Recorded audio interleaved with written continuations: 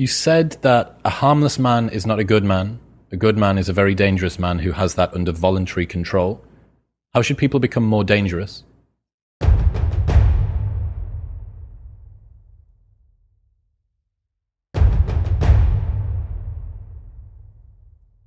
Oh, becoming more articulate is definitely, I would say, that's the primary array of weapons.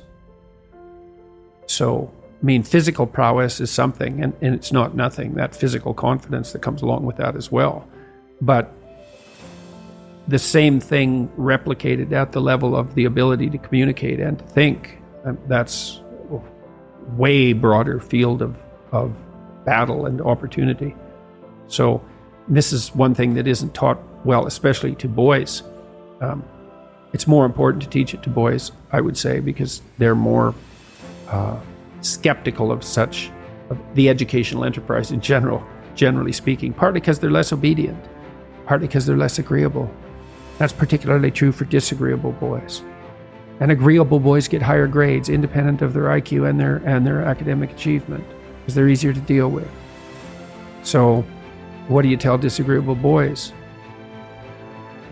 There's nothing that makes you more formidable than verbal competence, than being able to articulate, be able to think, to marshal your arguments, right? It's a battlefield metaphor. Get everything in order. Get all your information straight to marshal your forces. And so, I mean, that's part of the reason that rap artists are so popular, especially among disaffected young men, black and white alike, because they're unbelievably articulate. Right? They have this incredible verbal prowess.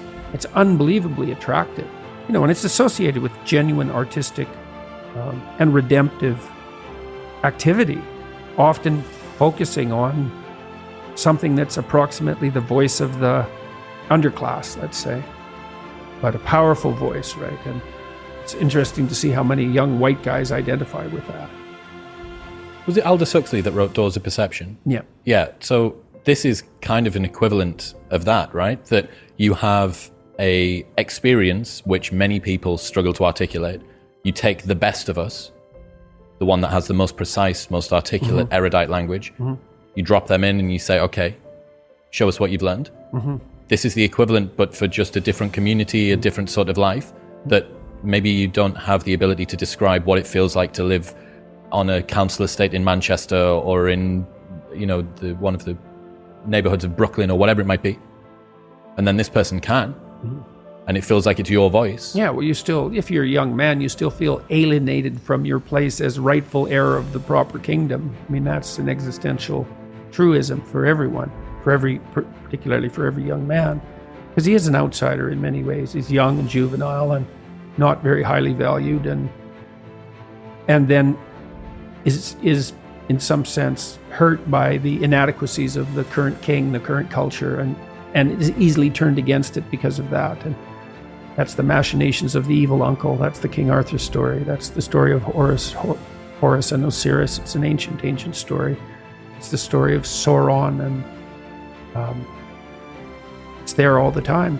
And you see in rap music, in hip hop, all of that alienation being given an articulated voice in an artistic sense. And that's a good example of the power of verbal facility. And that's the route to, let's say, marketing education to young men. It's like, you want to take your rightful place in the kingdom? It's like, get your tongue straight, man. Get it under control.